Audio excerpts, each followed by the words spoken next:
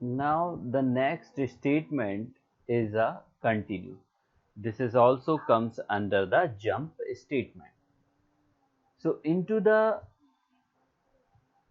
break statement, it unconditionally conditionally terminate your program, means it is exit from your loop.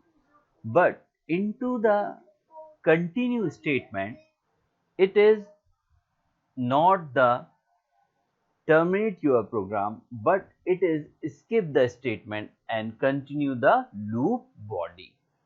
So the definitions of continue statement is it is used to skip all the remaining statement in the loop and move control back to the top of the loop. It means your only selected or conditional statement will be skipped, but the loop will be continue. It is not terminate your loop body. So look this example.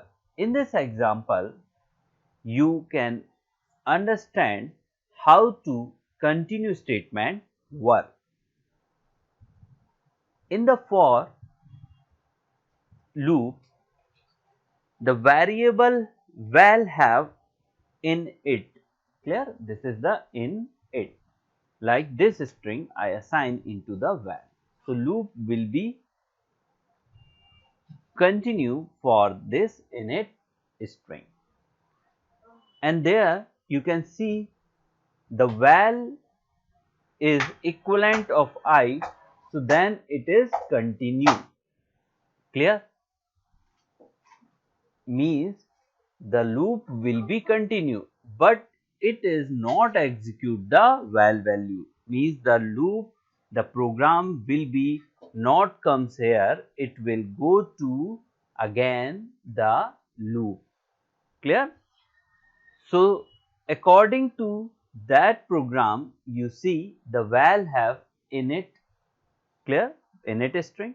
So if the val have I, means val is equivalent to I, so it will continue. Then these statement will be never execute. Clear?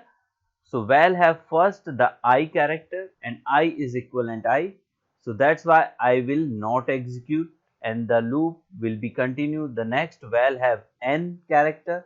So n is equal to I? No, this is not equal to I.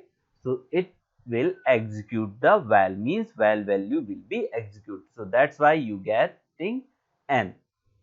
Next our loop will be continued. The val have next I. So I is equivalent I. So our loop will be continue, means these statement will be skipped and once again the loop will be comes here.